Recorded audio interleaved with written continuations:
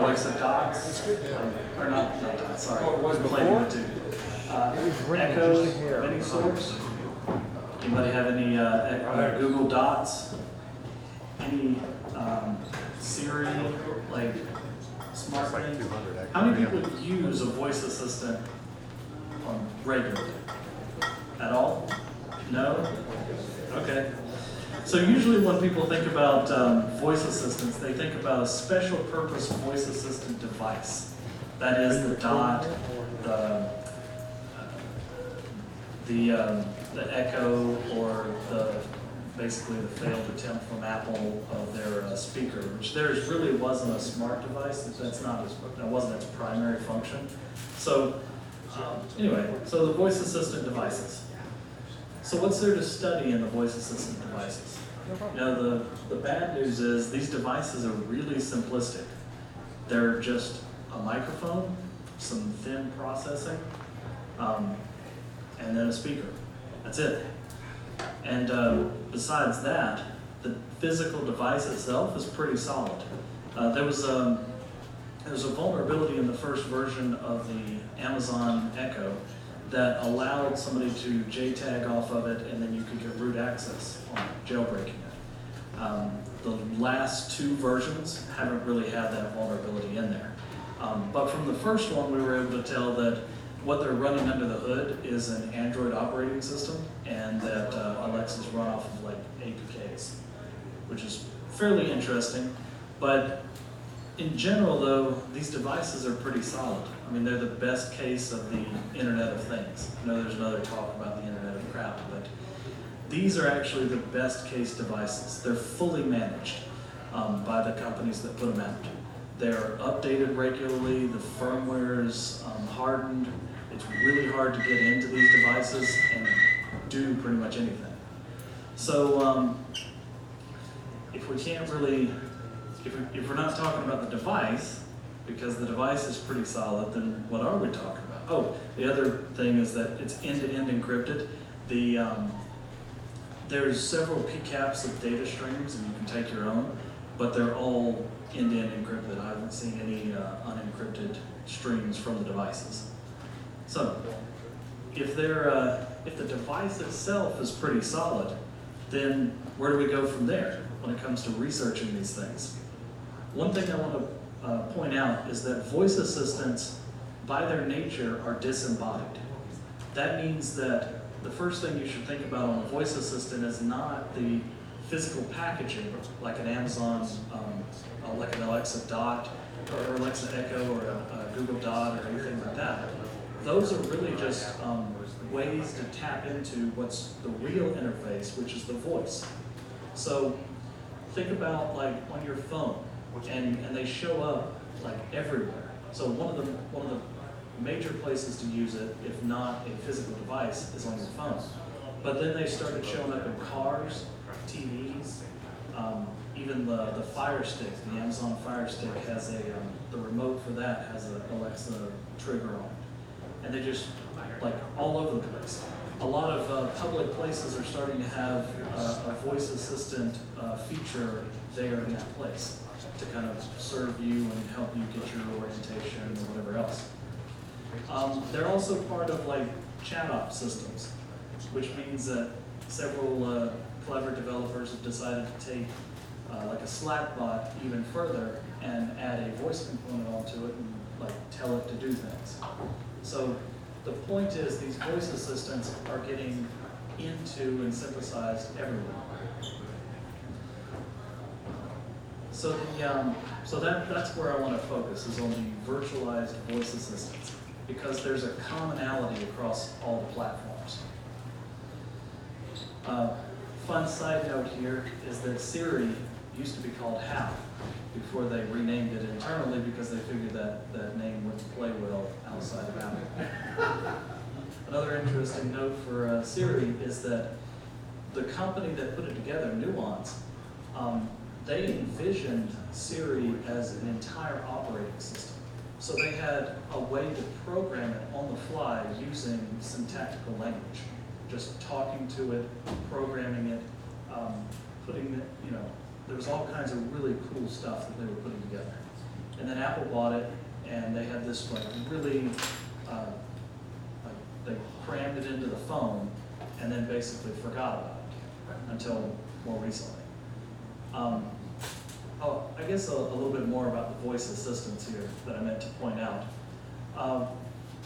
We've had a desire in the computing space, human-computer interaction, to put voice assistants into pretty much everything. And if you think about it, a lot of our sci-fi has a voice assistant component to it. In earlier versions of this talk, I had like Kid Fox and Knight Rider. He interacted with Knight Rider via voice. Even on Star Trek, how did they interact with Data? Voice, computer, do this thing. Like all the things were voice. The creator of Tetris, whose name I can't really pronounce, one of his jobs in KGB before he came over to the US was trying to create a voice assistant or a voice command interface for the MiG fighters. I don't know if they were ever successful, but that kind of gives you an idea of how old the desire to interact with your computer via voice is. It's something that's just, it's natural to us. The problem though is, well, another random bit of trivia on that, AT&T wanted to be able to detect like speaking out numbers, so for various reasons, way back in the mid-50s. So it's super old.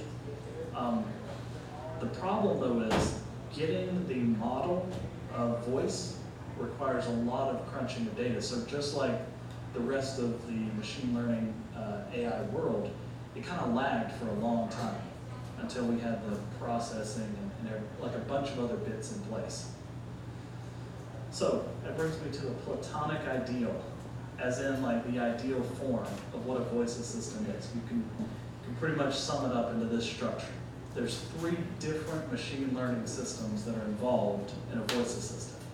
And I know that there's, you might be tempted to cringe when you hear machine learning at a security conference or whatever else, but that's really what this entire platform is. So the first part is the voice to text, just understanding a human speaking, parse, and then bringing that to text. And then there's the natural language processing, what the person said and all that.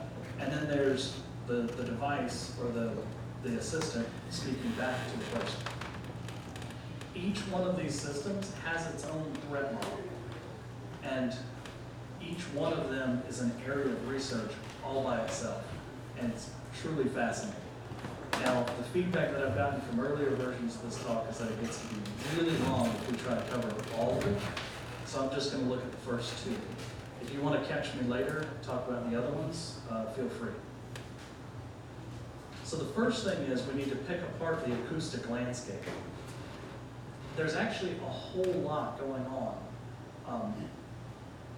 in the acoustic space, what we can hear, and our brains are wired such that we like flawlessly, or not always flawlessly, but we automatically filter out things that we know are less important or whatever else.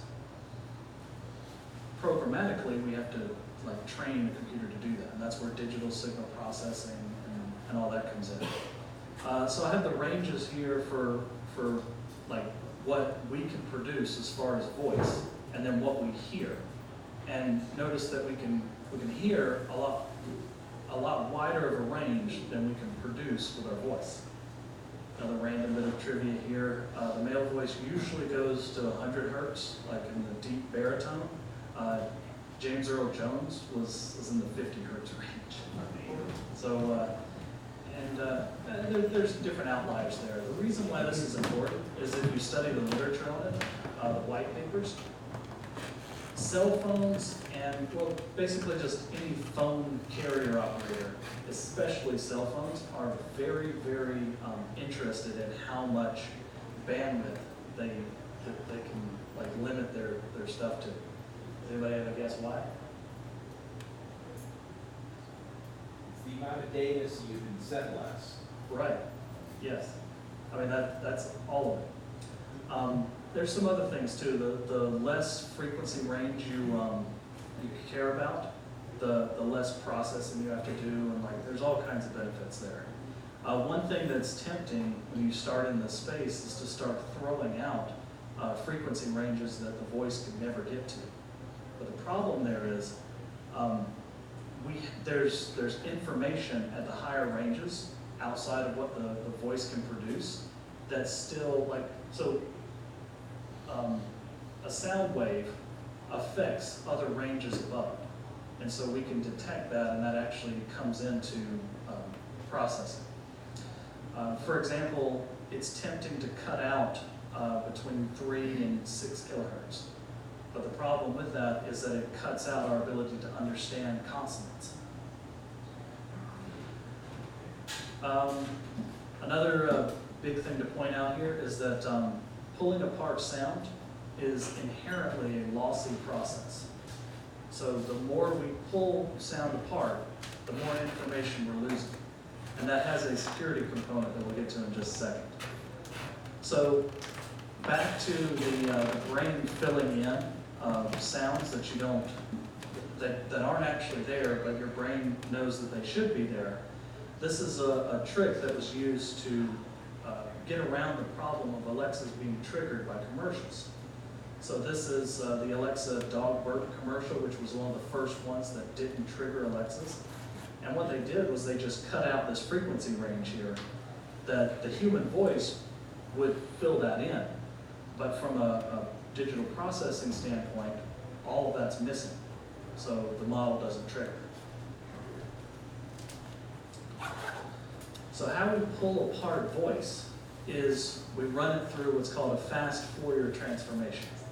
And forgive me if I'm saying that wrong, I've just been reading it and haven't really pronounced it very many times. But what we're effectively doing is we're taking the time domain and we're taking a complex signal like this.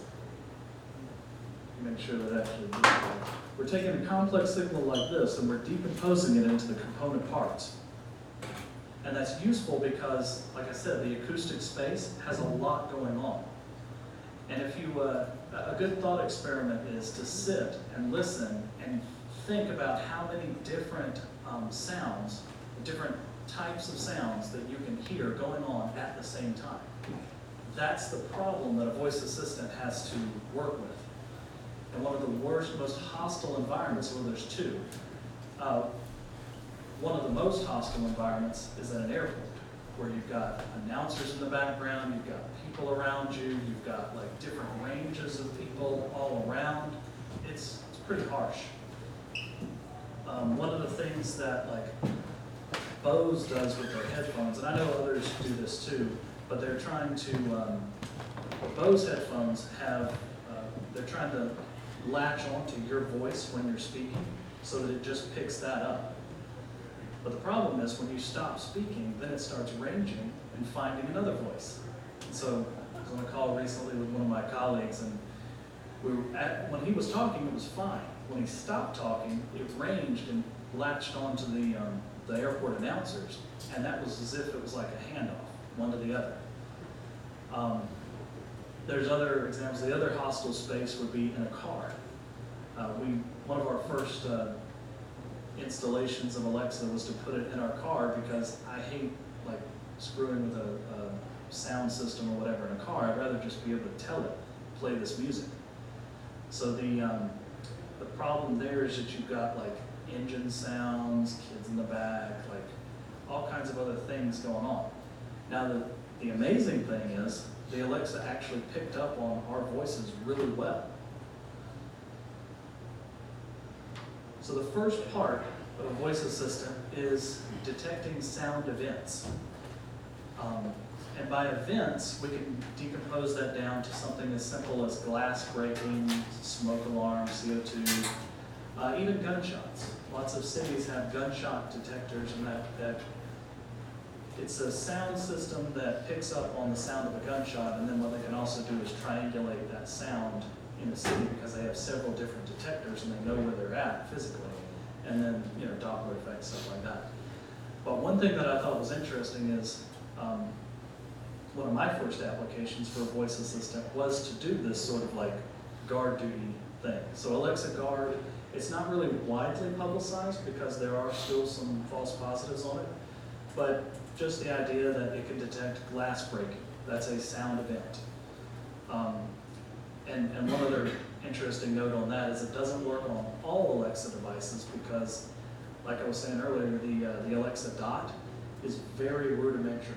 All it is really is a microphone, very thin amount of processing, and that's to detect more than just a handful of sound events takes more processing power. So here's what sound events look like if you were to plot it out using what's called a Mel spectrogram. Spectrogram there is that generally sound events don't happen in like one frame of sound. Sound comes in basically like if you're taking a sample rate of 16,000 a second, samples a second, then it's 16,000 samples, data frames. And what you're doing with a Mel spectrogram is you're taking that raw data and then you're chunking it up. So if you're looking at a waterfall representation of sound, you're looking at a spectrogram of some sort, usually. So this is the visualization of it. You can kind of see, but if you look at it and think about it, you can kind of see, that makes sense. Like a hydraulic hammer, you can see the rhythmic pattern there, and especially how when it hits, it floods all the sound, all the frequencies. You can also see like wind noise, the low, dull rumble there. Milling machine is a little bit higher, and an engine sound, all that. Talking is an interesting one there because it's not uniform, and that's something that's really important when it comes to a voice assistant. Voice is all about the phone. I always pronounce this wrong. The phone. Phonemes. Phonemes? Yes. Thank you. Phonemes? Phonemes. Yes. So the parts of speech that are intelligible is the phonemes. If hooked on phonics, did anybody ever remember that? Or phonics, like phonic reading. That's basically what this is. It's detecting those parts of speech. It's not single letters. So our voice to speech doesn't go from voice straight to like an A, I, O, U. No, it goes to these phonemes. And one interesting thing about phonemes is they change over time. There's actually an entire field of looking into speech patterns. So who here had Google Voice before it was Google Voice, when it was Grand Central Station? Anybody remember that? So way back, I think in 2002 or so, there was Grand Central Station. It was one of the first voice calling systems. And so you could add that as to your cell plan or whatever. But you don't add it to your cell plan, you just tell your cell plan, go store my voicemails with this company. And eventually that grew into Google Voice. And then, So the whole point was they were collecting samples of people speaking throughout the country. And the amusing thing is I had a deeply Southern friend of mine that it always got wrong. Always. So who uses, does anybody use Google Voice or any of that today? How have you found it to be when it comes to transcribing text to speech? Better than Microsoft. Better than Microsoft? So the point there is it takes a lot of samples to understand different patterns of speech. Who remembers Dragon Naturally Speaking? Yeah. It's funny, every time I give this talk and I ask about Dragon, there's all these hands that go up. It's so you remember how long you had to read to it and tell it bedtime stories and everything else? Yeah, for like 30 minutes or an hour or so, because it was building a model of your phonemes, of you. And so if someone else came along, like a friend of mine had one of those systems, and he said, here, have my headset, like talk to it. It didn't understand you at all. Now, the other interesting thing here is that your pronunciation of words changes over time too. One of the papers that Amazon has is it can detect when you're sick. Anybody want to guess how it can detect that you're sick? Nasal. Nasal, yes. Your breathing, how you breathe. Yeah, your breathing affects how you pronounce these words. There's all kinds of other acoustic things that are really interesting that I could kind of gloss over, but I will just put in there that your body makes all kinds of noises. Your gut, your heart, your lungs, like all of that makes noises, and all of that actually feeds into acoustical models that we can come up with to detect all kinds of interesting things about you. So, but I'm not going to go into that right now. Actually, a little bit more. So not only can it detect your, like whether you're sick, especially with a respiratory illness, it can also detect mood. Anybody want to guess how the mood is detected? Pitch. Do what? Pitch. Pitch. Yep. So with that much of a variance, yes. Good demonstration. Thank you. Yeah.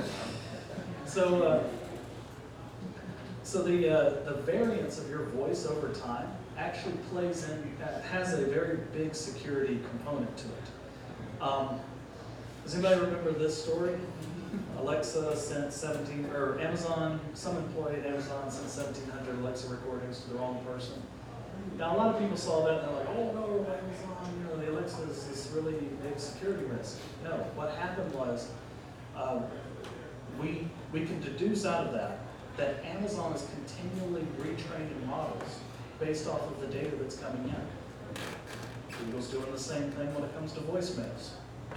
People are freaking out over their data being accessible, their Alexa data being accessible by Amazon employees. You should really think about all the other stuff that Google's taking on too. But several things we can deduce from this. One, it's roughly, you can roughly identify or correlate a person's recordings from their Alexa to a bucket in Amazon. More than likely, they're storing these into one big Amazon bucket.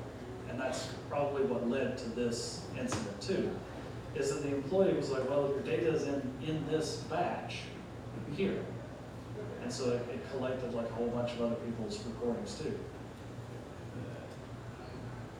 Now, what their motherboard is wrong here, the Alexa is not continually recording and uploading.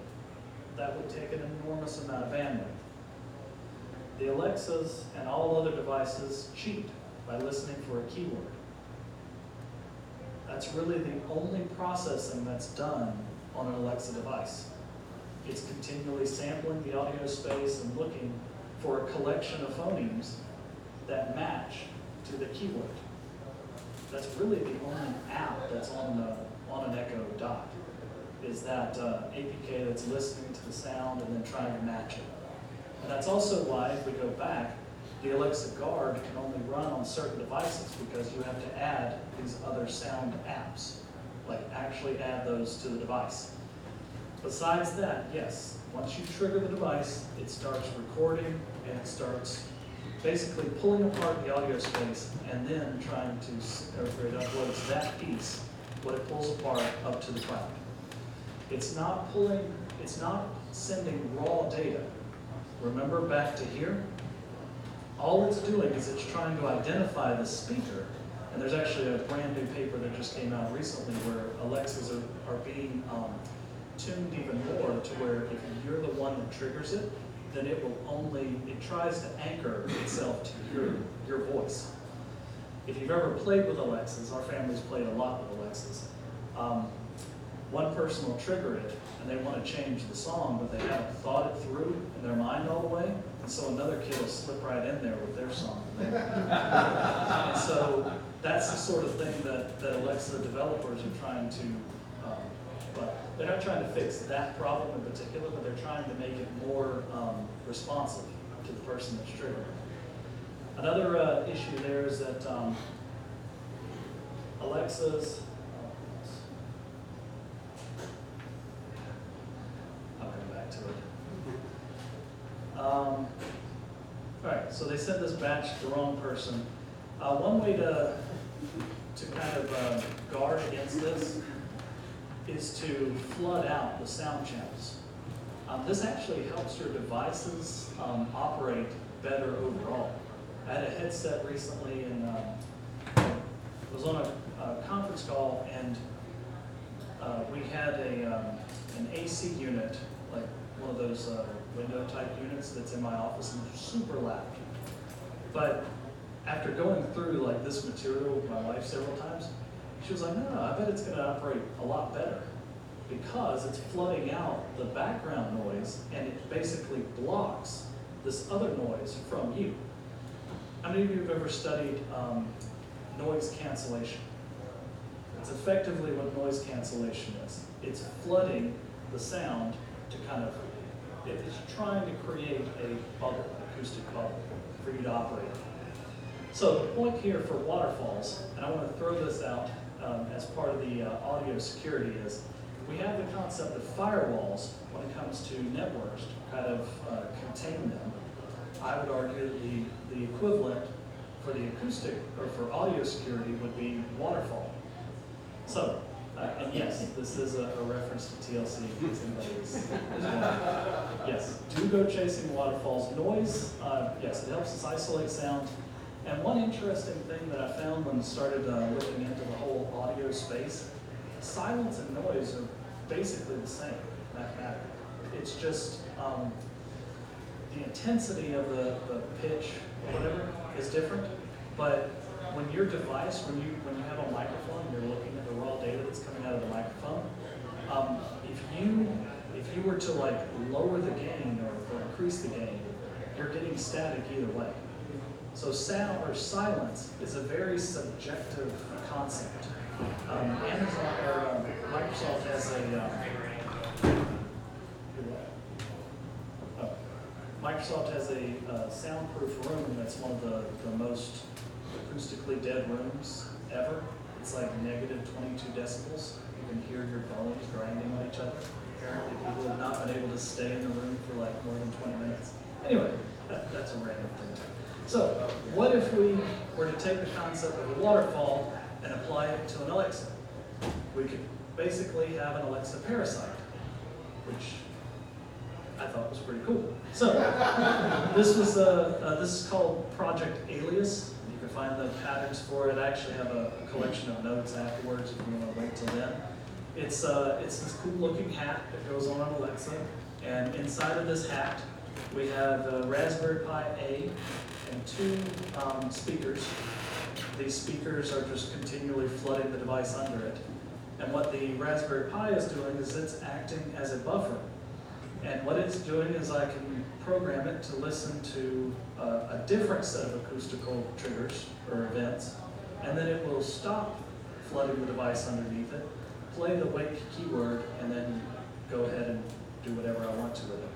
Most people, though, aren't going to pay an additional like $50 or so after parts and labor and soldering and cursing at it and everything else to do this, but it'll at least, I present it here to give you an idea of like, this is how we can go about securing, or one way that we can go about securing these devices. So along with the whole telling in the acoustical space, trying to figure out who's speaking to the device, we can easily tell just mathematically. I showed you earlier the pitch range between male and female. There's also a pitch range for children too. So we can just tell based on pitch, this is probably a child, this is probably male, this is probably female, stuff like that. Okay? That's pretty easy. What's more difficult is to ensure the identity of the person that's speaking to the device. Now I'm going to make an assertion here that there is not enough data in the human voice range to give us enough certainty to guard against collisions. What that means in English is any voice unlocking is inherently insecure. Yes, sir. Unless maybe the sample was really long and it was using cadence or other attributes, maybe. I mean, if I read to it for half an hour. Yeah, if you were to train the model to your voice, like very tightly trained, maybe. Yes, but even then, I'm gonna go back and say that that would be spoofable. But we'll get to that in a It's second. not even practical, so. Right. So, and this actually goes into biometric security in general. It all has to do with the scanning or how much input data you get. And an ugly secret with biometric security is they're all using the same sort of signal differentiation and pattern matching. They're all fuzzy, they're all lossy, so there's always going to be a much higher statistical chance of a collision than if you were not, you know, if you were putting in like a public key or something like that. Excuse me. So, the most that a device can do, that an Alexa can do, is determine that there are different speakers in the room. The Alexa can't even determine whether you are the same you today, tomorrow, like, and even in the course of one conversation with Alexa, it'll even switch to, now you're a different speaker, because you moved to the other side of the room, or something got caught in your throat, or something changed, now you're a different person altogether. So to deal with that, Alexas have had to, and also because the companies behind these devices want to make them responsive. I remember what I was going to say earlier. It used to be that we could talk to our Alexa in our car, like just natural, you know? And we could also trigger the Alexa across the room. I mean, really good models, but they're also really loose because of the background noise and everything else. Going back to the Alexa recordings, well, no, this is different.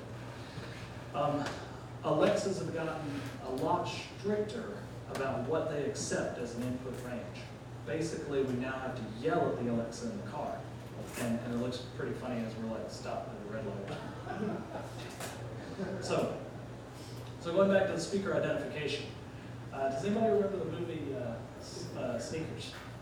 My voice is my passport. And that whole scene of like you've got to collect all these samples of the voice. You know, the interesting thing here is they already had in that time period the technology to clone a voice. And this is a whole section of the talk that I had to throw out for time constraints. But the interesting thing here is it was already demonstrated as being not very accurate and lossy. And then the bank decided, hey, let's put this in our app. And what makes this even more terrifying is I'm researching this, and I've come to the conclusion that voice identification is a problem that hasn't been solved yet, probably won't be solved because of the physics of the voice. And I see my bank is doing this. Okay? That's still your bank? They're still my bank.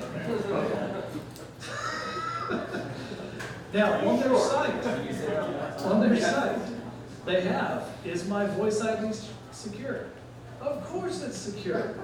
Like, it only works with blah, blah, blah, with our proprietary algorithm and all this stuff. Other banks followed suit, HSBC, and just in case you thought my bank was unique, your bank probably thought this was a great idea too.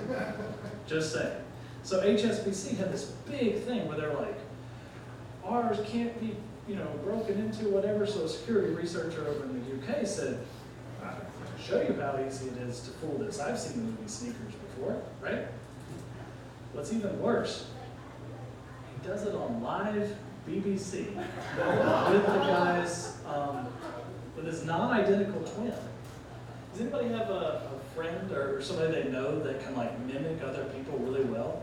We've got a guy in our office that if he sits with somebody for like a week or so, he picks up on, well, the mannerisms are funny too, but he'll pick up on like verbal tics and all this other stuff. If anybody has children and how they mock each other, like same thing. The point there is it's not that hard and people can do it. Like you don't even need like advanced technology. You just we do this on our own. Nature does this, guys. Mockingbirds, the lyrebird. The lyrebird is actually known for mimicking like all kinds of other acoustical sounds around it because it can. And there's tons of other examples. So, there's a recording out there of a mockingbird mimicking a car alarm. right. Because it's living in an urban environment and has for years, so that's what people do. Right. You're just, not to trivialize anything, but there's only Exactly. There's somebody who sounds exactly like me, probably more than one somebody out there in the world. Right. Like, freaking exactly. Yeah. Right? I mean, there are only so many bits. Yeah, that's my point, is that there are only so many bits, and so assuming that a voice could be used as a single factor. Now, if you want to use it as part of a multi-factor, maybe. But as a single factor, not at all. Other applications of voice unlocking tomfoolery has to do with this. So I recently switched from an iPhone to a Pixel, and I saw that, oh, they actually allow voice unlocking. It's one of the few phones that does. But at least Google has the wherewithal to say, if you turn this on, then you're making your device less secure. Just letting you know that. In fact, recently, within like in the last month, Google stopped allowing the voice unlock feature altogether. And I point this out because there's still people that wonder about voice unlocking and all that stuff. And if you get nothing else out of it, know that there's not enough bits of data and there's not enough differentiation between your voice and someone else's voice to allow that to happen. So that's just the first machine learning system, getting your voice to text. The second one, how are we doing on time? 1040. I have to run through this one. See, I'm so glad that I cut the third part out. So the second part is natural language processing and taxonomy. So here's basically a breakdown of what happens when you talk to Alexa. When we first got an Alexa, my family thought that you could just talk to her like an old friend, just ramble on and all that. I'm like, no, it's a program. And the people who are doing the natural language processing, they don't have, it's not. It doesn't go on forever. Think about what you want to tell it, and then tell it in this format. Alexa, the wait word, whatever the action verb is, tell, play, whatever.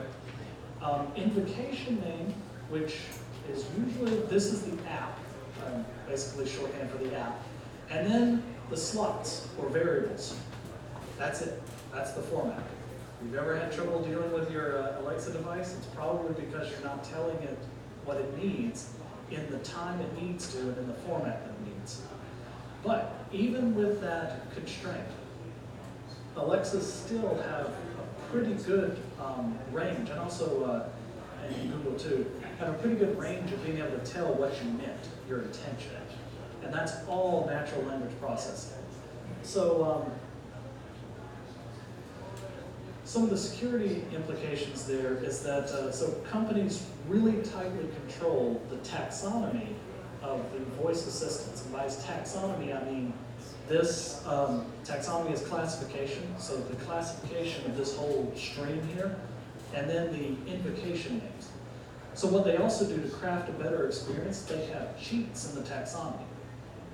Alexa, play whatever, and it starts playing a song. It infers, or it has the cheat in there of saying, oh, you said play, so it must be a sound and all this stuff. Search engines do the same thing. eBay knows it knows to search into a different search mode or switch into a different search mode if you're searching for like car parts. It doesn't just do a raw search for that part. It goes into the car searching taxonomy. Do you know the depth of the cheats? I mean, the first thing I told Alexa was, how much wood could woodchuck chop wood? And it told me. Yes. So it's like they have cute things programmed. Yes. So there's thousands of them? Yeah, there's probably thousands, and it's for things like that. All of those are cheats to help with the experience, because they know that somebody's going to come along and say jokes. Now, here's an annoying part of that, though. That taxonomy will switch out from under you. So we were asking Alexa, Alexa, tell us a joke, and it would pull up some random jokes or whatever. And then one day, Amazon just switched all that Alexa tells a joke. Well, here's a joke by Jimmy Fallon. And every single joke was by that one comedian. I have nothing against the guy, but I just don't want to hear 100 jokes. But that kind of shows you that like they own that space. And this was actually part of the Siri operating system, was being able to tell it what space or what the taxonomy should be. And this is a gripe of mine that I have with the commercially available Alexas or voice assistants, is that we don't own any of that. So part of the implication there is that you don't know what app you're talking to. This is a huge problem. That you have no verification of the app that you've just triggered. Now, what does that do for children who are talking to Alexa and asking it to play their bedtime stories or whatever else? Or my smart-ass kids, when they start asking Alexa for facts, where did that fact come from? Which search result? Which website? Let's go cross-check. No idea, too. Well, I'm the adult. Another big thing there with Alexas is there's no sense of context. This is a really hard problem that it's part of the central research when it comes to voice assistants, but for now, there's no session. Think about that. We are in the pre-web era where there's not even a web session token. Do you know what the implication, the security implication there is?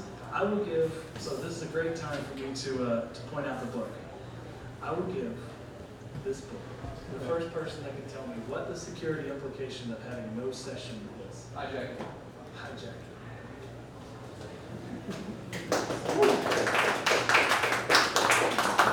So to expound on that a little bit more, hijacking is when a 2-year-old comes into their parents' bedroom, wants to wake them up, and they're not waking up, and so the kid's like, well, Alexa, can you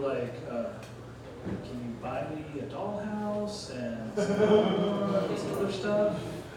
And because the session was already open, because that's how Alexa works, and it's also how Google Doc works too, there's no verification or authorization. Now they built into it later, like a 2-factor type authorization, like, do you really need for me to do this, or if it's over $100 or something like that. But all of that is outside of the Alexa, of the voice assistant. If you have authorized your device to do something, you can do that thing. Amusingly, when I went up to Seattle a while back, there's hotels there that have Alexas in all the hotel rooms. Okay, that sounds pretty cool, right? I mean, for somebody who likes, the promise of a voice assistant. Alexa, turn the lights off. Sorry, you're not authorized to do that. Well, who is? Yeah. And why are they authorized to turn off the light in my room? Okay. That's because of that session problem. That is, every time you talk to the Alexa, every command is by itself, is identified. Now, what that means is that, so does anybody remember this case of the Alexa that recorded a family's conversation? And everybody freaks out on this one too. Oh no, it's Alexa listening to you. What happened was, going back to the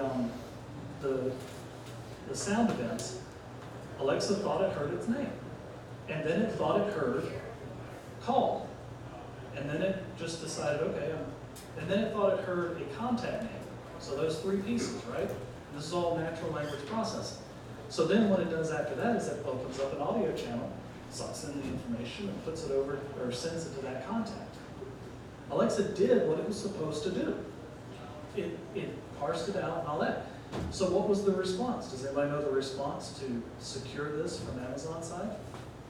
Well, fine. If you guys are going to bitch and moan about the Alexa being so responsive, then we're just going to lock it down.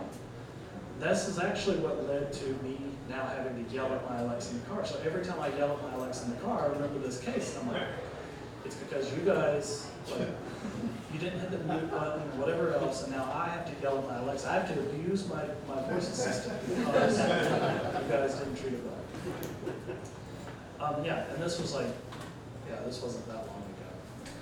So what I'll leave you guys with is this. There's still some really big challenges to solve when it comes to voice Audio security by itself. Voice identity.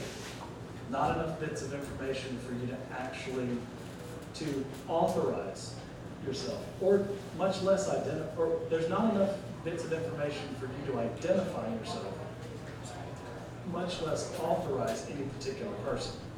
And that kind of fits into the privilege separation. Alexa's with the long-running session tokens. Effectively, it's just once you're authorized for everything. App identification, I have some ideas on that one. It would be great if an app played some sort of little small melody, but they're not accepting my suggestions on that right now. App authorization. There's really no sense of an app having its own set of privileges outside of other apps, whatever. And then one of them that we didn't really get to, but conveying sensitive information.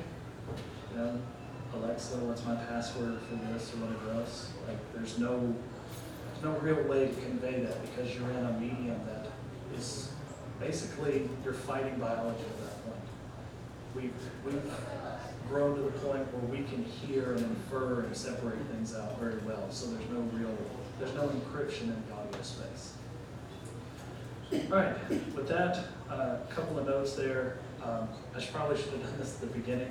My name is Wes Widner, cloud engineering manager at CrowdStrike, and the reason I'm able to come out and talk to you guys is because we're hiring. So if you're interested in cloud engineering or anything like that, unfortunately we don't do audio security, although there is a cool company in Atlanta that does that. But anyway, I'll leave it there, and I'll probably tweet out. There's an awesome list that I put together with a bunch of audio security related links if you guys are interested. But now, does anybody have any questions? How much time do we have for questions? 10 minutes. Yes, sir. In your research, what do you know about whether data is anonymized or not? I had some interactions with Amazon, and I was asking them that question when I read the user agreement.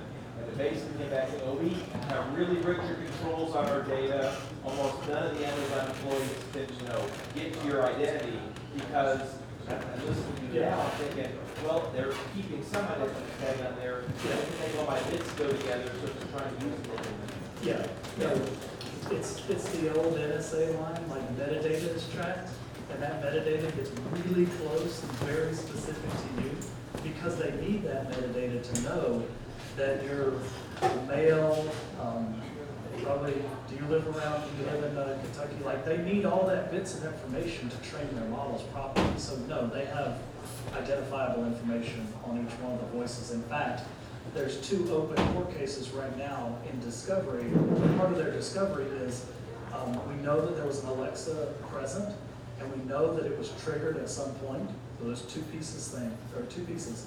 And so Amazon has been subpoenaed to give that data to the courts. And so far, as far as I know, they've been holding the line of we're not going to be a seed for you to get this data. So, and the other part, the control part, I would argue is BS based on recent articles that have come out of Amazon employees just trading back and forth in their Slack rooms of, we picked up all kinds of interesting stuff. And I can imagine, because I would probably be tempted to do the same thing, but if they can run jobs over this data, then they're not that's hundreds of thousands. What's one sample pulling that out? Or even if it's interesting, have anyone who can recognize speech, because, look, this case is really interesting. Right. But no, I wasn't trying to necessarily particularly pick on Amazon, although that's good information. Everybody pretty much has to do that though, right? Yes. There's nobody who's it's not unique. anonymizing the data, so if you're using a blah device, they actually have better safeguards other than what you said about Google warning you. So everybody who does any learning off of the data has to have all that metadata information to make their models more useful. The only company that really does care about your privacy, and I hate to say that because I hate the company in general, is Apple. The reason why they do it is because they don't ship the data off. They build their models over here, push them down to the device, and the device does not send data past that. That's one of the reasons why Siri has lagged behind so much is because they've had that hard, fast requirement. They're not going to send data out. Now, in other versions of this talk, I go into do-it-yourself audios or voice assistants. I would love, since we're at a hacker conference, especially since the badges with like all the tinkering stuff, if you have a penchant for tinkering, voice assistants are a rich field to play in. And it's not outside the realm of possibility to build your own voice assistant that is completely secure because you have all of your data. Some drawback to that. It will be closely tied to you or whatever subjects you can record without them knowing in your house. You know, and then your wife finds out and she's like, no, anyway. But as far as, so that's the trade-off though. That's one of the other trade-offs that we get with Google, Amazon doing this.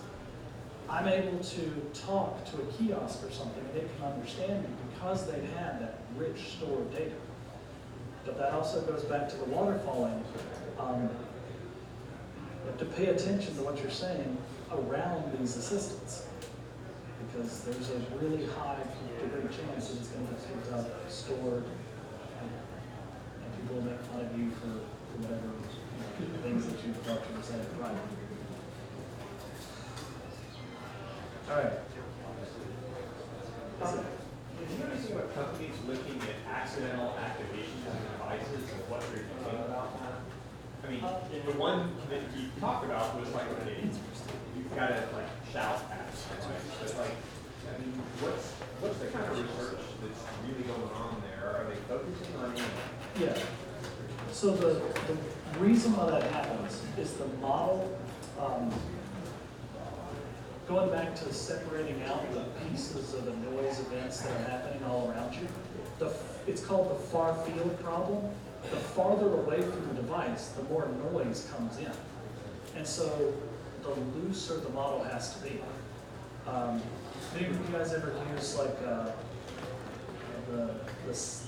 music detection systems like Shazam or something like that?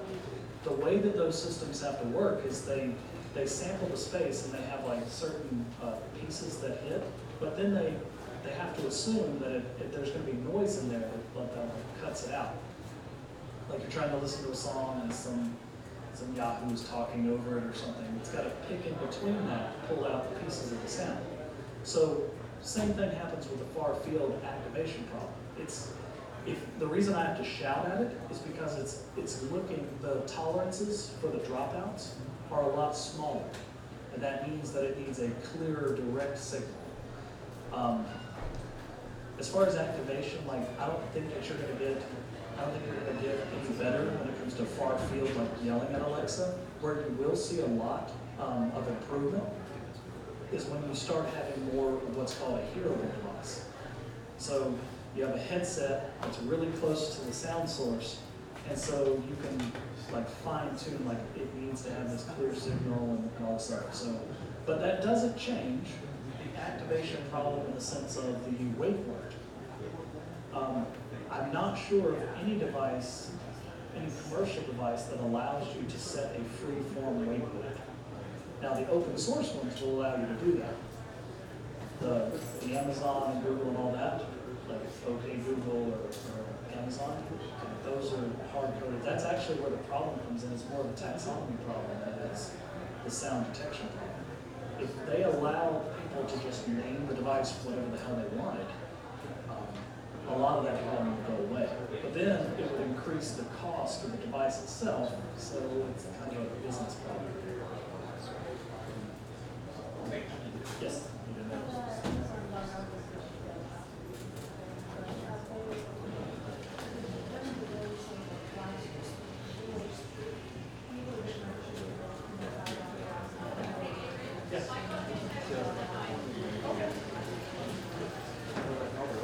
The question was, could it differentiate between the different types of glass?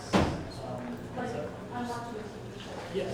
Oh, yeah. Glass break on a TV show versus you're actually dressing in glass and there's a high false positive rate, which is why Google or Amazon Yard was initially, they were initially going to release it and say Google tie it to call 911 or go go ahead and call 911 for you, but the false positive rate is way too high.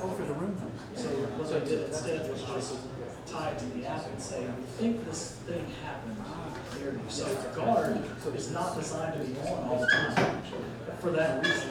So you're supposed to only turn it off when you're not going to be in that space so that you're not rummaging around and probably polluting the sound spaces and stuff like that too. The other thing is, there's a lot of stuff that surprisingly sounds about the same compared to us. Like one app that we had early on in our house was sound event detection for that. It was one that had like glass break and stuff like that. And it picked up on the sound of my kids playing in the room, and it kept on saying like, "This is pig squeak." And I'm like, well, it is. But I don't need you to tell me. So, in other words, like, there's a lot of, because of the low information, low amount of information that's in the postal space in general, like collisions are really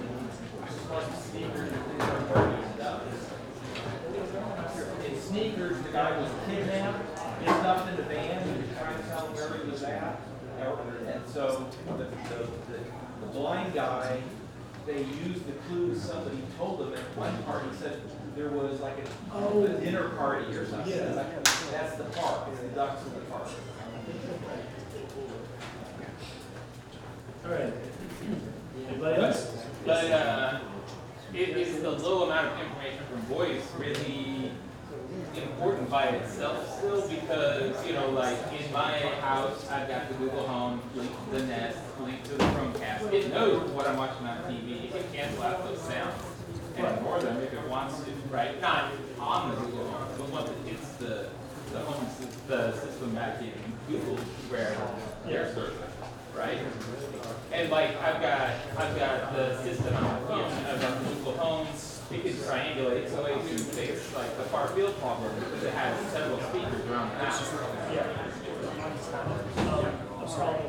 So I guess what I'm saying is the voice is not being integrated into these systems as an isolated data point. It's being integrated with all other kinds of systems. Right. Voice, yeah, you're right. So voice used in conjunction with everything else around you. Absolutely. But, and my whole point about voice having no information is just, if anybody tries to sell you, if your bank tries to tell you that you can unlock your bank account with your voice, no. All right, I think that's about it. Time's up. Thank you guys, and if you want to talk more about it later, I'll be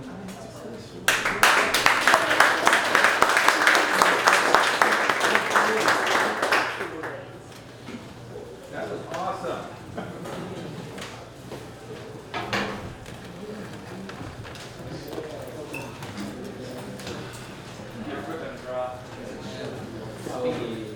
What are you doing here, man?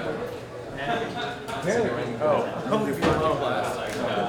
Okay. What's up, dude? What's up, man?